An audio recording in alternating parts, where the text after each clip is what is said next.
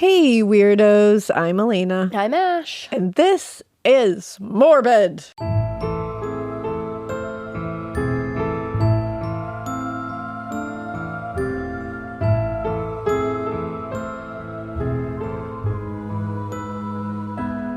And it's beginning to look a lot like Christmas, but for No. you, it's probably June. I was like, no. I was like, I'm going somewhere with this. Me and Mikey both were like, no, it's not that. I was She's like, wait, for me just it give me a moment. Just let me live. Yeah. It's literally almost Christmas for us. We're 5 It's the days new out. year for you. It's 2025. What's it like in the future? It's been the new year for you. Yeah. Is it cool there? I hope so. Is everything better? What are the drones doing? Oh my God, in I was 2025? just going to say that. They could abduct me. It's fine. Yeah. It's not aliens. I was going to say opinion. they won't because it's not aliens. It's But, the like- government. So I don't want them to abduct me. No, I'm not saying the government. I would like aliens yeah. to come through and pick me up because I'm scared. Because I'm scared. Can you pick me up, aliens? I'm just kind of scared. complacent now. That's like scary for you, though. Yeah, I don't like I'm that. like numb to it. I'm just Ooh. like, well, it No, is I what know. it is.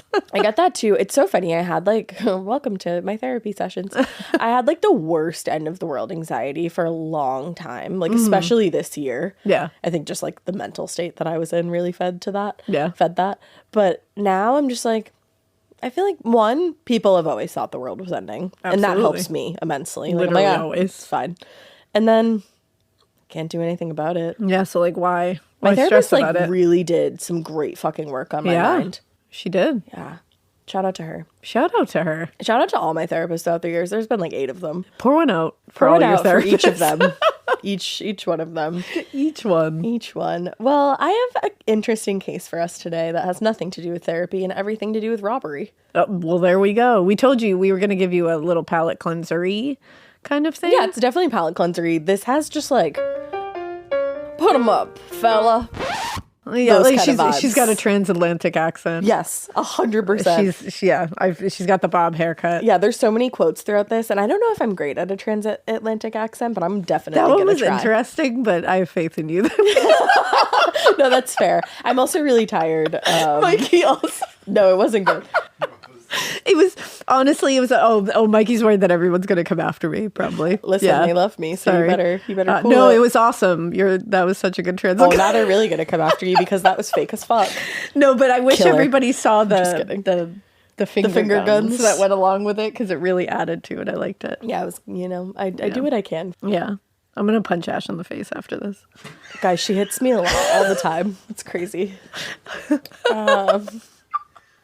I don't know how to transition out of that. I was like, where do we go from here? Where Leave do all the we lights go? on, please. All right. So, robbery, transatlantic accent, and ladies. And what is this case called? It has a fun name. It's called, and you already know because you pressed the episode, but for those of you who didn't read it, The Bobbed-Haired Bandit. See, that's what I'm talking The about. Bobbed-Haired Bandit. That's what we need after the Blackout Ripper. And you know what? I have a fuck-ass bob right now. You do have a fuck ass. So I feel seen. And my hairdresser just had her baby, so I'm gonna have a fuck-ass bob for longer than I thought, which is totally fine. Welcome to the world, T. But it was the perfect time to do this story. Absolutely. You and your I'm fuck ass bob. Cementing in my fuck-ass bobdom, and let's go. Fuck ass bobbedom. I like Fuck-ass that. bobdom. I like it. Our hashtag's still a thing. Use that. Let's go. I'm old. All right. A little past 9:30 on the evening of January 5th, 1924, one Lester Loudon. That's his name. Lester. Lester. Isn't that a cute name? Aw. Like Lester Holt. I love him. Lester Loudon. Lester Loudon. He was working at the Thomas Rulston Grocery in Park Slope, Brooklyn. That night had been pretty quiet, and as the evening was going on, fewer and fewer customers were coming in. The store was completely empty when a young woman entered. And let me tell you, baby, she was serving looks. She was wearing a seal fur coat over a beautifully beaded dress. It looked like she was on her way to a party. Oh, damn. He said, "Who's that girl?" In her fuck ass bob. And he didn't even know who Madonna was yet, so it was No. crazy. But the woman approached the counter where he was standing, and she had her hands in her coat pockets, and she just said, "Hello, can I have a dozen eggs?" I can't do transatlanticism, so Hashtag death cab for cutie. It's a great song. It really is. It gets you crying. Oh, it does. Oh, all right. Well, as Loudon was wrapping up the eggs for this beautiful young woman, she took a few steps back from the counter and pulled out a .25 automatic pistol from that seal fur coat. And she shouted at him, "Stick 'em up, quick!" She did like a Mae West style. That was my best shirt. Impress him. Bitch! She said, "I'm happy to see you, and it's a gun." Wait, you're good at it. Shh, don't do that. This is my episode and not yours. But he immediately threw them hands in the air. Like, Hell yeah, like he did care. Like he did. He cared very much in that moment. He deeply cared. He was obviously focused on the woman in front of him with a giant pistol, but he also noticed that in the time it had taken him to get the what? I was just gonna say eggs, but then my mouth went to say ass. I don't know. It's a romantic vibe in this fucking Lowe's, this grocery store. It's the end of the year. I'm so tired. I'm like, but did she get the eggs? She didn't want the eggs. I want the eggs. And the time it had taken them to get the eggs, I'm getting eggs today. Happy eggs. Yay, me too. A man had entered the store and was now corralling the other clerks to the back of the store. Like, he was like, everybody back here. Now the woman... Everybody back here now. Yeah. The woman motioned for Loudon to join the other clerks. She was like, "Go on, get back there." And she held her gun on all of them. And the man shouted to her, "Hold him back," as he started rifling through the register, stuffing bills and handfuls of coins into his pocket.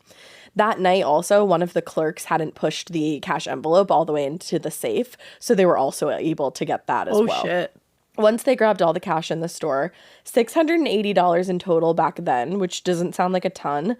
That would be $12,545 today. Holy shit. Because this is 1924.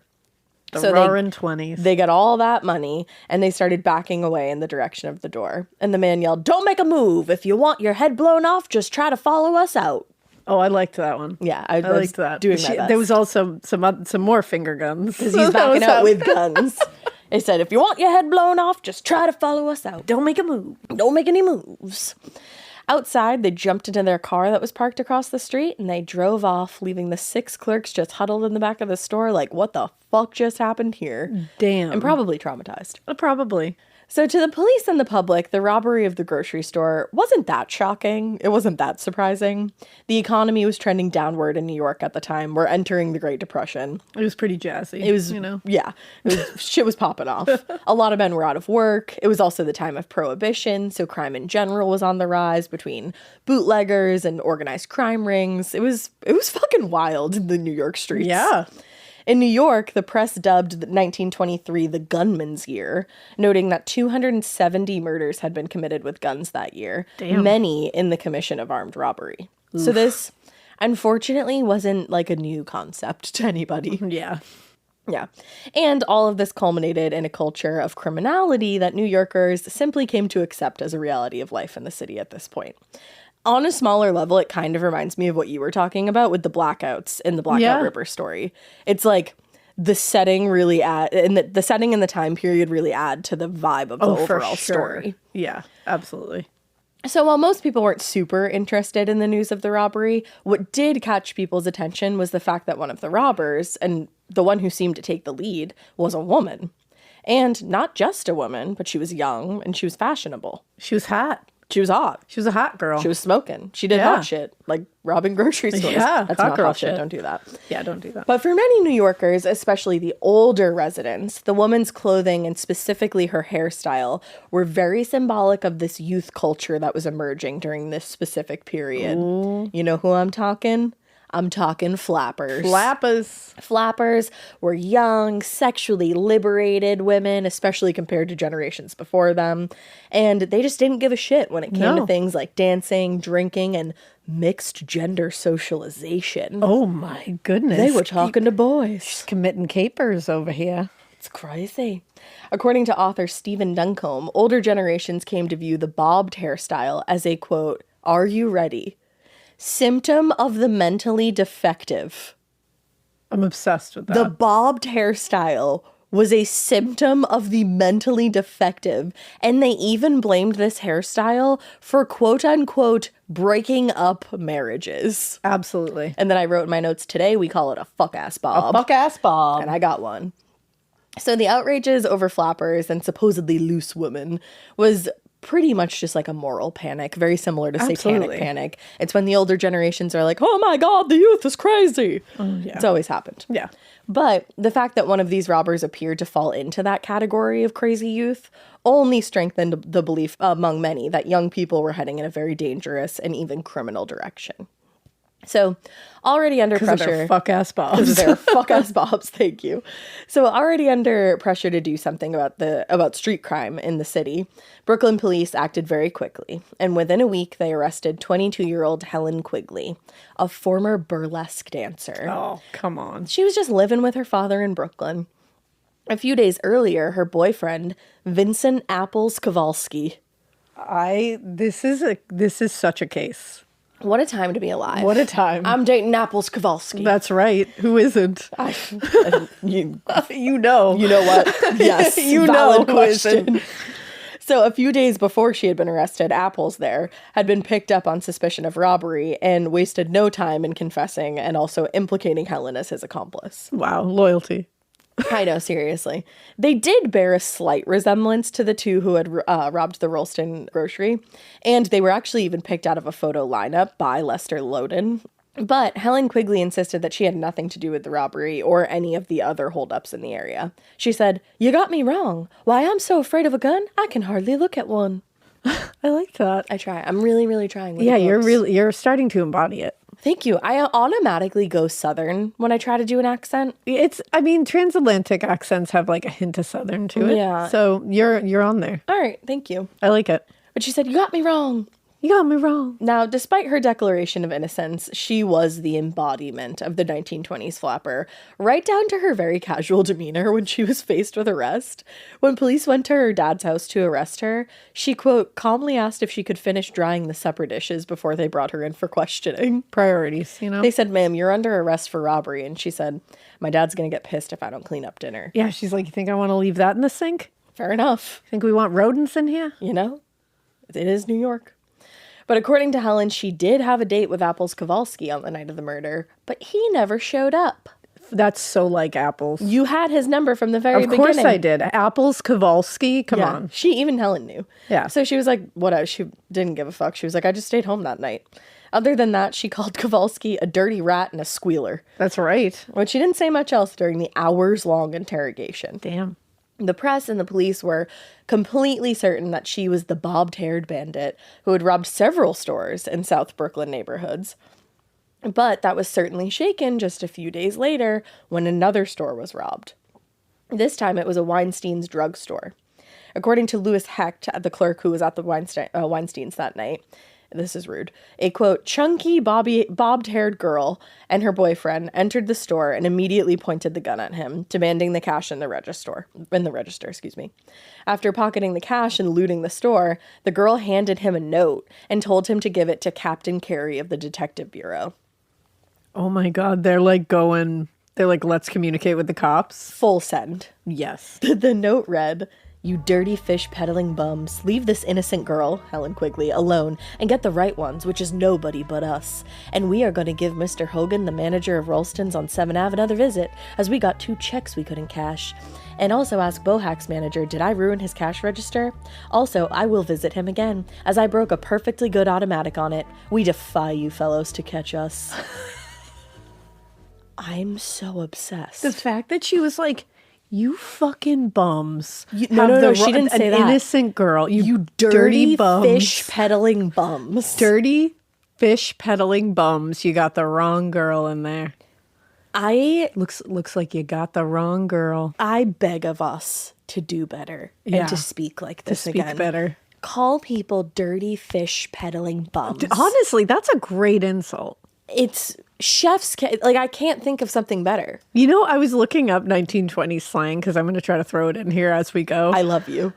To go on a drinking spree, on a toot. On a toot. Just Oh, you know, you know where Apples is. He's just out on a toot. On a toot. That's what your kids call a fart, so it makes it even funnier. It's so funny. Like, everything was funnier. It really was. Like, I know life was not funnier because, the Depression looming and all that shit. They Prohibition. added so much to it to make it worthwhile. I was going to say, it was the stuff like this, like the linguistics of the time. It's so good. So good. So the note was signed the bobbed-haired bandit and companion. I love that she called herself the bob-haired bandit. Yeah, I think they had already dubbed her at that point, and she was but like, I love that she was like, I'll take it. She said, and companion. And my companion. Like, he's not. Yeah, my companion. That egg over there. I love it. So this note seemed to have been written explicitly for the purpose of proving the innocence of Helen Quigley and her man Apples there. Good for her. She's trying to get that girl out. She's like, it's me. At that point, those Apples and Helen Quigley had been arraigned on robbery and assault charges. Oh. So they're like headed for the big house. Oh, damn. But by the time they received the note, Captains Carey and Sullivan had actually started to question whether Helen was actually guilty. And the latest robbery at the Weinsteins seemed to indicate that she probably wasn't the bandit. Yeah. So after Helen Quigley and Apple Kowalski's arraignment, I keep wanting to say arrangement. You can say that. It's arranged. It's arranged. Their arraignment and the announcement that they would be held on $20,000 bond. Another letter arrived for the police, and this one was more forceful than the last. The writer said, "Why don't you see that Helen Quigley is let go? You cops are rotten, as she ain't guilty. If you can't find the guilty party, you grab the first one you get a hold of, if you hold a grudge against them." Wow. She said, "You guys are filthy and fake." She said, wow, you're real dumb. Pretty much. Unfortunately, the note had the opposite effect that the writer intended. The judge actually doubled Quigley and Kowalski's bond. Damn. And was pretty certain that the writer was just a third accomplice trying to weaken their case against the pair. But as the robberies continued, so did the letters to the police and to members of the press. On January 22nd, the editor of the Standard Union received a note that read, "I must say we have a wonderful police force. They must all be asleep. Cold nights are the best to stick people up. The cops and bulls have hangouts and are always in on cold, wet nights. I passed 2 cops and bulls standing on Fulton Street and Bedford Avenue Saturday night. I asked one of them where Keeney's Theater was, and they directed me. I almost laughed in their faces to think they were talking to the one they were looking for, and can plainly see they blind or asleep." I'm not condoning anything that she has done. Nah. It's kind of iconic. No, it's truly iconic. It's kind of iconic. She said, she's like, I was right in your face and you didn't even she care. said, LOL. And you got the wrong person. I'm telling you got the wrong person and you're still not letting her go. Yeah. Like, damn. I love what she's doing. Damn. Here. So by late January, store clerks and residents were seeing the bandit and her companion all over Brooklyn. On January 21st, a grocer in Brooklyn claimed he'd been robbed of $600 by the pair, who escaped in a car that they had parked around the corner. Which obviously, like, that part is not great because you're like, these grocers do not deserve to be terrorized, losing their work. Yes. You know what I mean? Like their, what they use to put food on their table. So, and like the clerks being up. Scared to go to work. Like, exactly. That's not like cool. None of that is cool. No. Her notes are hilarious to the cops. Just to clarify. Yeah. But that same night that the other robbery happened, 4, quote, boy bandits ranging in age from 14... Boy bandits. Ranging in age from 14 to 18 held up several stores in the Bronx and took more than $700, God. which would be $13,000 in today's Get money. it together, everyone. I'm like, how did you hide that from your parents? Damn. Now, even though there was no apparent connection between these and the other holdups, the press still subtly implied that there was definitely an epidemic of violence and robberies being perpetrated by young people across the city. Damn. It's kind of just a fact. Yeah. One journalist wrote, "Every other night or so, the frightened proprietor of a chain grocery store would back away from a crouching, snarling little demon whose eyes blazed over the sights of an ugly automatic, a foul-mouthed fury who but a moment before had seemed in the background." Wow. Why can't we do better? Why can't we talk like this? Why can't we? They used to call policemen elbows. Shut the fuck. Why? I need an explanation on that one. Just call them elbows. I love that. Yeah. I love that so much. Yeah. Well, with each new bandit letter published in the paper, the public had new material to inform the growing mockery and the jokes aimed at the police who were unable to catch the pair. After a run of particularly rainy days in late January, the Standard Union joked, "If this weather keeps up, the girl with the bobbed hair may try her luck in getting away with a red-hot stove." Whoa. They said the cops don't really work well during the rain, so she's going nuts. The increase in public criticism was very clearly starting to irritate city officials. In an article published in the New York Herald, Mayor John F. Hyland angrily told a reporter, "There isn't any bobbed-haired bandit. That's only a myth." You're just flim-flamming us. I'm like, sir, she's been seen. She's been witnessed by several people who have been held up at these stores. Like, is everybody just making this up? Yeah, they just don't want to admit It's a hoax. You know what this is? There's a lady that's Getting the best of them. making us run for our money here, and we're not happy with it. Yeah, she should stay in the kitchen where she belongs. Whether he genuinely believed that or not, there was indeed a bobbed-haired bandit, and the failure to capture her was definitely starting to make the NYPD look like a bunch of idiots. They were so mad. And they were pissed. They were so mad. So on the night of January 26th, a contingent of 200 police officers, picture that, 200, scattered across neighborhoods all over Brooklyn, intent on capturing the bobbed-haired bandit and her companion. I love companion. Believing that the pair were sure to strike that night, as they had the previous 5 Saturdays, officers stood watch outside of grocery stores, drugstores, and even delis around the city, just waiting for that bandit to make a mistake. And at that same time, another large group of officers were assigned to watch over the home of NYPD Commissioner Richard Enright after one of the bandits' notes referenced making a visit to the man's home. Oh, damn. But by the time the police had spread out their net, the bandit had already robbed 8 businesses of nearly $2,000. Holy shit. Which would be $37,000 in today's cash. Damn. And showed no signs of slowing down or even losing any kind of confidence. Because why slow down? They're not catching you. It's raining. I gotta go. Yeah, it's raining. However, despite that large-scale effort, there was no sign of the bandit that January 26th night. And the next day, the press reported on yet another failure by the police. Uh-oh. In the meantime, John Hyland expressed his complete support in Commissioner Enright and the NYPD, writing, "It has always seemed to me a very regrettable feature of life in New York that some of the newspapers, consciously or unconsciously, aid in attempts to dislodge a fearless police commissioner." Wow. She's like, it's the newspaper's fault. It's, obviously. We can't catch this person. Obviously, who it's the doesn't newspaper. exist. It's like, you're the one who's saying that she doesn't even exist. Exactly. But now, as far as he was concerned, the bobbed-haired bandit wasn't the problem. The press was. He already said that he thought she was a myth created by the press to sell papers. And he later said, "True, occasionally a girl may commit a larceny, but there's surely no occasion for the scareheads about girl bandits." The scareheads. The scareheads. Nor for moralists to say that the town is infested with them. He's like, girl bandits aren't real. That is exactly the energy that he is delivering. Girl bandits are fake. Girl bandits have cooties. No, there's only boy bandits. You can't be a girl bandit. No. Ugh. You're stupid. That's so funny. But he said he was confident that if they could crack down on the press and prevent them from fueling this public hysteria, the bobbed-haired bandit would just disappear and people would go on with their lives. Yeah.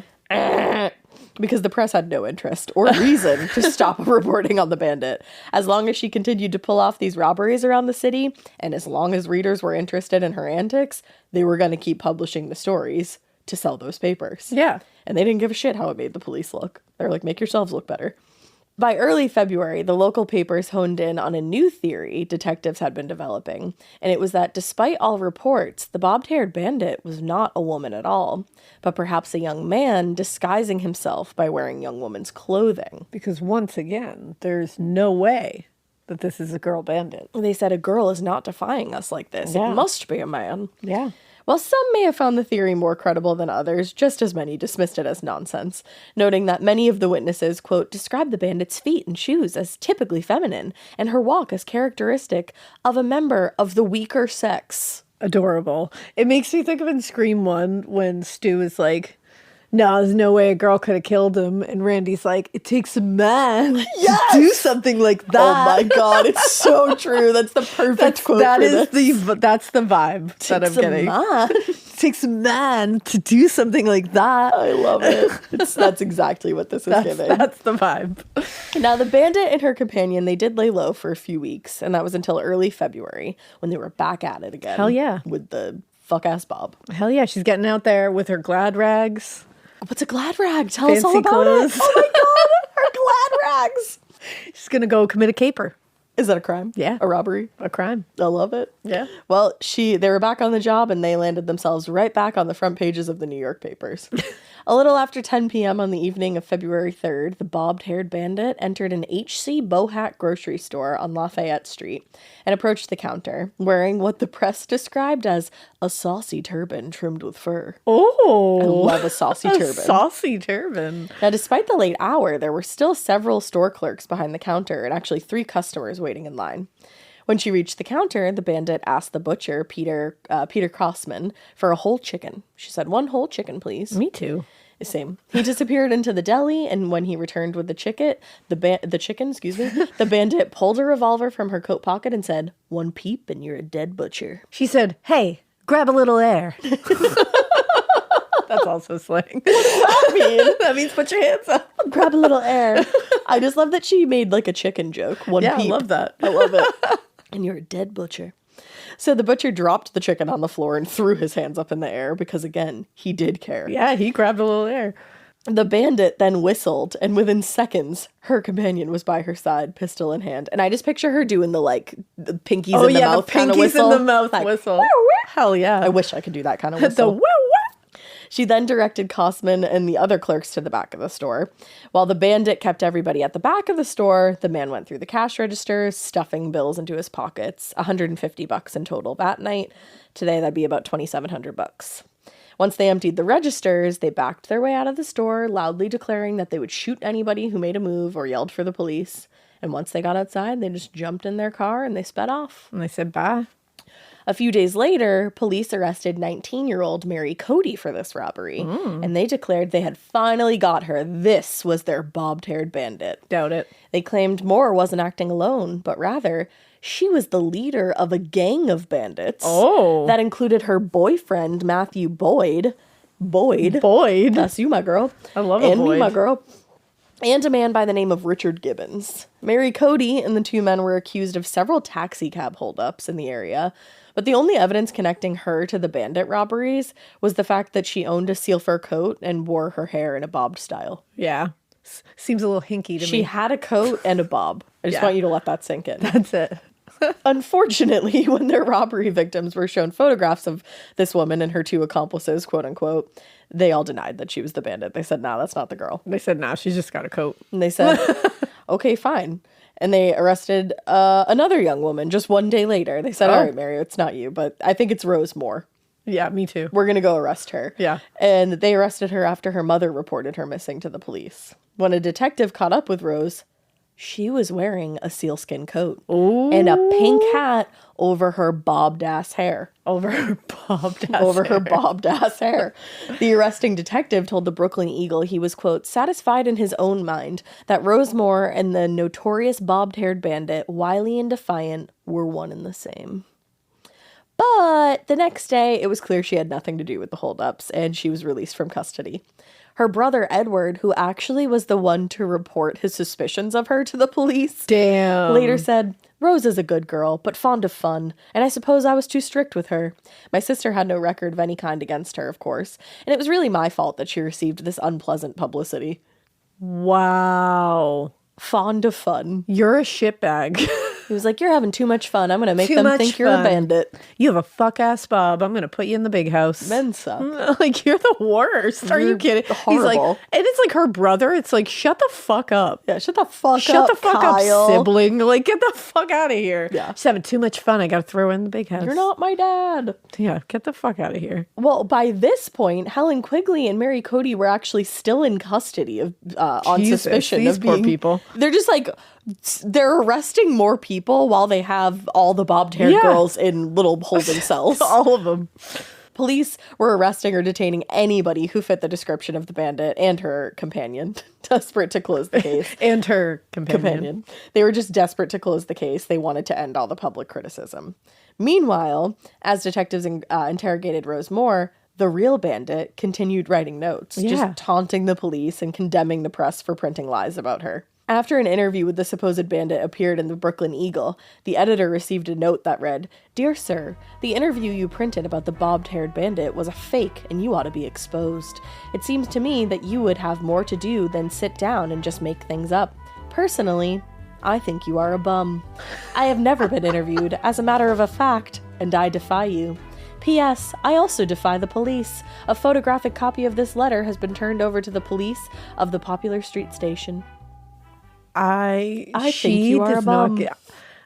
We need to start calling people bums again. Bring it back. We have to. Call people bums 2025. Yeah, 2025, we're bringing back calling people bums. Personally, I think you are a bum. Yeah. It should be said that while the bobbed-haired bandit did write a lot of notes to the police and the press, there were countless other fake notes. Oh, I'm sure. Written by anonymous senders.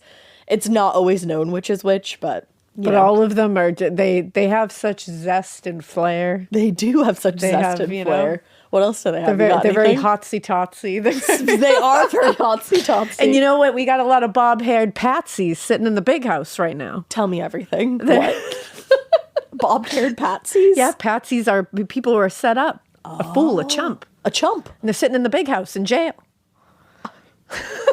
This is too much. I love it so much. I wish we were dressed like swanky. I know. I'm wearing sweatpants. We need to do a listener tale that's 1920s themed so we can go. Literally yesterday. I don't know how we do that, but we'll figure it out. We could just read regular tales and just decide in to be 1920s. I love it. I like it. Well, regardless, the letters became so popular with readers that the Brooklyn Eagle just continued collecting them and publishing them now on a weekly basis. Damn. Much to the irritation of the police. I imagine. Because not only did the letters make detectives look foolish for their inability to catch the bandit, but they also reminded New Yorkers that crime was still a big problem in the city, and that fact reflected very poorly on Police Commissioner Enright.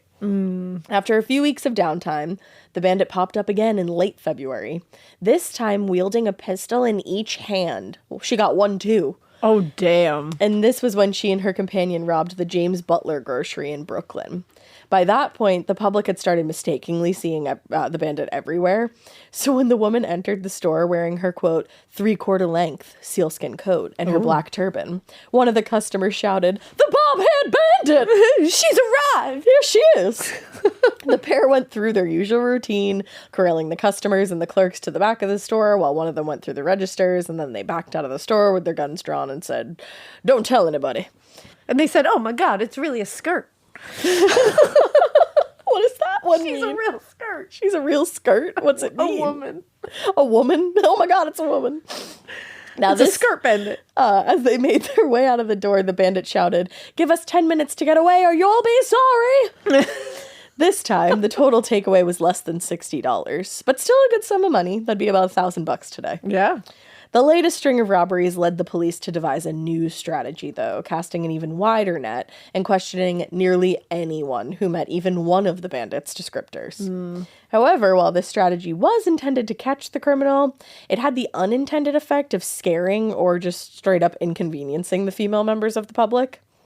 By the end of February, detectives had put so much emphasis on the bandits' hair and clothing that women all over the city started altering their appearances so that they wouldn't be mistaken for the bandit. Oh, damn. Yeah. One hairstylist told a reporter, "Girls won't bob their hair anymore, and the ones who have theirs already bobbed are letting it grow as fast as they can." They're just encouraging their hair to grow. Like, please grow. Every please night grow, they're please like, grow. "Please grow faster." That's how that works. They're using rosemary oil. Biology. The sentiment was shared by others in the beauty industry and only led to more criticism of the police and, of course, their inability to catch this bobbed-haired bandit. I love her. Another stylist told reporters, "It's a shame the way the police are playing hide and seek with the girl and letting her outwit them all the time." I love this. "A police force of bobbed-haired girls would catch her soon enough." She said, "Fuck that. Why don't we take all these bobbed-haired arrestees and make them the police?" Yeah, they're out here. They're tooting the wrong ringer. Yeah. You know? It's that like barking up the wrong tree. Asking the wrong person. I love it. Tooting up the wrong ringer. Fortunately for the NYPD, it would not come to that, but I do love the image that conjures. I immediately thought of a bunch of fuck-ass bob-haired flappers just walking in, Freeze! flashing a badge. Put them up! I love it. I love it. Oh, I want to be one. The robberies continued into March, and of course, so did the sensational press coverage. Soon enough, the bandit was being celebrated by most as a kind of anti-hero, and obviously an early feminist figure pushing back on the suffocating norms and restrictions imposed by a world ruled of stinky, stupid men. There you go. One journalist wrote for the Brooklyn Eagle, "Brooklyn's girl bandit is merely part of the great world revolt against authority and correct principles, using her energies on the only plane open to her in which she can revolt." Whoa. They said, she's got a bob and she's robbing people and fuck men. Yeah. She's no weak sister. No. Oh, love it. By the end of March, Commissioner Enright was fucking pissed. And the NYPD and him had become so frustrated with the situation that he started to speak out to the press about how he might have to step into the investigation and bring the bandit in himself. He said, "I had about reached the conclusion that I would have to go out and get her myself. I'm not so sure that she is not a short-haired man." Oh, see, we can't just give it. It's a skirt. I'm like, no, she's a skirt and she's getting the best of you, Commissioner. Yeah, and you're just upset about it. His comments were aimed at the critics of the police, but it's also clear from his statement that the bandit's gender was at least some degree of a threat to him. Oh, yeah. Otherwise, he would have never called it into question. Exactly. Asshole. I'm saying. For months, the bandit and her companion had been holding up drugstores and My favorite part, to be honest. Her companion and groceries around the city, all without firing a single shot or harming anybody. No shots had been fired up to this point. Which, thankful for that. But that all changed on April 1st, when the pair attempted to rob the payroll department of the National Biscuit Company. Whoa. Which is a company that I would love to support. I was going to say, that place is near and dear to my heart. Same. Now, the heist was to be the biggest of their career thus far. Not only because it was supposed to be the biggest payout, but also because it occurred in broad daylight while a large number of clerks were present. That morning, the couple actually hired a car to take them to the biscuit company, which I'm going to do that too, but I'm not going to rob them. I'm just going to buy a lot of biscuits. I'm getting a car to go to the biscuit company right now. Nabisco. National Biscuit Company. Nabisco. Oh my God. I never knew that. Mikey just told us Nabisco. Mikey just cracked the code. I National never knew that. Biscuit Company. What the fuck? I'm going to support them. Boom. Well, when they arrived to Nabisco, the man pointed a gun at the driver, Arthur West, and told him to get in the back of the car. Once West had been tied up and placed on the floor in the back seat, the bandit took over the wheel and they continued down the street to the National Biscuit warehouse. Nabisco, wah. Once they reached their destination, they parked on the street outside the warehouse and entered through the front door and climbed the stairs straight to the administrative offices. So on the second floor, the young woman walked to the caged-in payroll office, and she stepped up to the desk and handed the clerk, Nathan Mazzo, an envelope. Mazzo opened the envelope and took out the paper inside, but it appeared to be blank. When he looked up, prepared to question the woman in front of him, he found himself staring into the barrel of the bobbed-haired bandit's pistol. Uh-oh. Seconds later, the bandit's male companion appeared at her side with pistols in both hands and a handkerchief covering his face. Oh. The payroll office erupted into chaos as the clerks and secretaries started running, trying to escape the gunman. But the bandit kept focused on Mazzo, and the other man corralled the employees and forced them into a smaller office just adjacent to the payroll cage. Now, as the staff began filing into the small office, Mazzo was last in line, and he appeared to make a move for the bandit's gun, grabbing her arm when he passed by her. The bandit fell back away from Mazzo, tumbling over a chair and falling to the floor. Seeing what was happening, her companion fired 2 shots. Hitting Mazzo in the arm, causing the man obviously to scream, and then the scene to erupt into chaos. Because fire has now been... You've now heard gunshots. Exactly. With everything having gone awry, the pair fled down the stairs and out to the car, with several National Biscuit drivers following behind them now. You know, they were doing these little ones that were going well. At night. And they got 2, they were putting on the Ritz. They were hi-hatting. I know what that's all about. Hi-hatting. They were getting swelled. They were throwing on side, acting high-toned. Acting high-toned. You gotta keep it chill. You gotta chill out.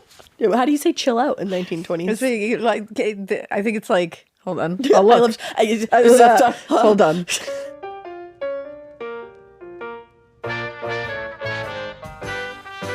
You gotta simmer down. You gotta cool your jets. hold your horses, keep your shirt on. I like keep your shirt on. Take it easy, pipe down, keep your hair on. Keep your hair on. Why do I feel like your ma right now? She doesn't really talk like that, but like kind of. But she kind of does. You know what I mean? She has a 1920s vibe about She her does. when she gets going. Why don't you bebop a loopas, baby? She does the transcendental. I just like the hi-hatting, getting swelled. And swelled. Getting too big for you, bro. Keep your hair on. Keep your hair on. Well, nobody's hair was on. Everybody was fucking terrified. They were getting swelled. They were getting rightfully swelled. Acting way too high-toned. An ambulance and police arrived at the scene a short time later, and Nathan Mazzo was taken to the hospital for treatment. A few blocks away, a patrolman came upon the Packard that the pair had arrived in. Whoop. And the driver, Arthur West, was still tied up in the floor in the back, on the floor in the back. The patrolman took the car and the driver to the nearest precinct, where he explained that he had picked up the couple at a hotel near Prospect Park and had driven them down to where the car had been found, at which point he was jumped by the couple and thrown into the back of the car. Oh, damn. He said he had not seen either passenger's face, but according to the press, quote, his description of both the girl and her companion tallied perfectly with that of the bob-haired bandit and her companion. Oh. After 17 successful robberies. 17. 17. We just did the highlights here. Holy shit. The holdup of the National Biscuit Company, Nabisco, changed everything for the bandit and her companion. Wow. Where she was spoken of as an anti-hero, now the papers were accusing her and her companion as attempted murderers and announcing, quite inaccurately, that Mazzo's wounds will, quote, probably prove fatal. They didn't. Okay. He was shot, which is very wrong. Absolutely. He was shot in the arm. He was not going to die. A few days later, he himself would capitalize on the spotlight, giving interviews where he heroically claimed that he'd been reaching for the gun, not trying to remove the bandit's veil, as had been suggested by the police and the press. He told a reporter, "Believe me, if I got that gun, I would have saved the police a lot of trouble. I'd have killed them both. That's what I'm going to do next time. I'm going to get the gun and I'm going to shoot her." Honestly, I probably would have been as insufferable coming if out you of shoot that. me in the arm- Like, I would have come out and I would have been like, next time I'm getting that gun. I'm getting you. Yeah. You shoot me in the arm, you're done. Yeah. But if Nathan Mazzo was fantasizing about a second visit from the bandit and her companion, he would be sadly disappointed.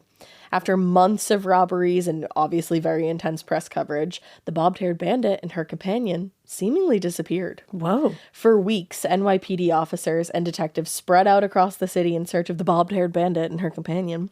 But the robberies had stopped altogether, and there was no sign of the infamous duo anywhere. Wow.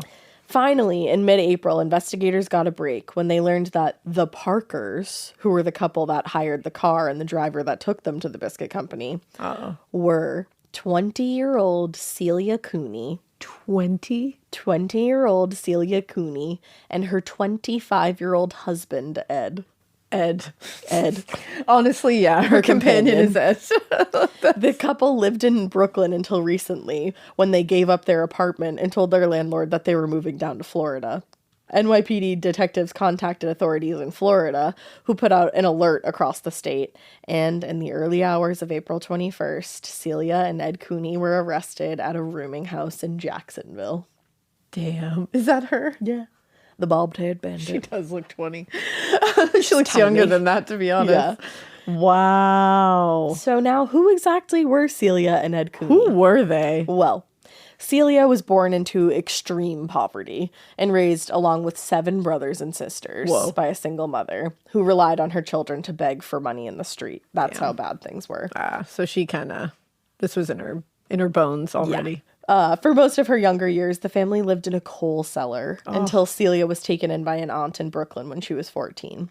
In 1918, she moved out on her own, and a few years later, in 1923, she met her now husband, Ed, at a vaudeville theater on Fulton Street. I love that. I love That's a so vaudeville theater. 1920s. Like, that's so of the time. And it's a beautiful love story, to be honest. She later remembered that night saying, "I thought I'd blow 30 cents taking in a show and hoping to run into some friends. But by the end of the night, she struck up a conversation with the man next to her. And as the picture came to an end, she had fallen in love with Ed's quote-unquote wonderful smile." my God. Right? That's actually really sweet. They dated for a few months before they decided to get married on May 18th, 1923, and Celia said, "I'd never been so happy in my life, but we weren't saving a cent. Ed kept insisting on me buying myself some nice clothes. It seemed so wonderful to me to be loved and worried about, so we spent our money that summer almost as fast as we made it." Wow. At the same time, Ed was working as a welder for a small garage in Brooklyn, and while the salary wasn't great, it was enough to pay a small rent on the small room that they shared in a rooming house. But in September, Celia learned that she was pregnant, and that news changed everything. Oh. She told Ed, "I'm not going to have my baby raised in a little 2x4 hole like I was," insisting that they needed to find a more suitable home for their family, and Ed promised that he would find a way to make it happen. Oh. This was how... This sounds like such a sweet story at first. You're just you root for them. Yeah, and know? then they just said, "You know how we could do that? Robbing a lot of and you places." said, oh no. This was how Celia and Ed Cooney became the bobbed-haired bandit and her companion. Wow. And her companion, Ed. At first, it all seemed like this strange fantasy to the young couple. Celia said, "I had been reading magazines and books about girl crooks and bandits. Girl crooks. Girl crooks and bandits, and it began to seem like a game or play acting after Ed really came home with the guns. It was more exciting than anything I'd ever thought I'd do." Wow. The couple said they never intended to hurt anybody and they never wanted to. The shooting at the biscuit company was completely unexpected, and it was an unconscious reaction from Ed when he thought his pregnant wife was in danger. He told the police... And in that sense, you're you put, obviously being in the position of robbing people whilst pregnant. already, you lose that argument. You know what I mean? That's it. But now you almost believe her when she says, we didn't intend to hurt anybody because I they don't think never they tried to before. No. It seemed like the intimidation tactic was what they were going with, and it seemed to work. Yes, which is wrong. And throwing people off kilter with her being the first one going in there with the gun, I think was their intention, throwing them off completely at first. Yep. And then Ed can saunter in all tall and Get everything done. Get everything done. Yeah.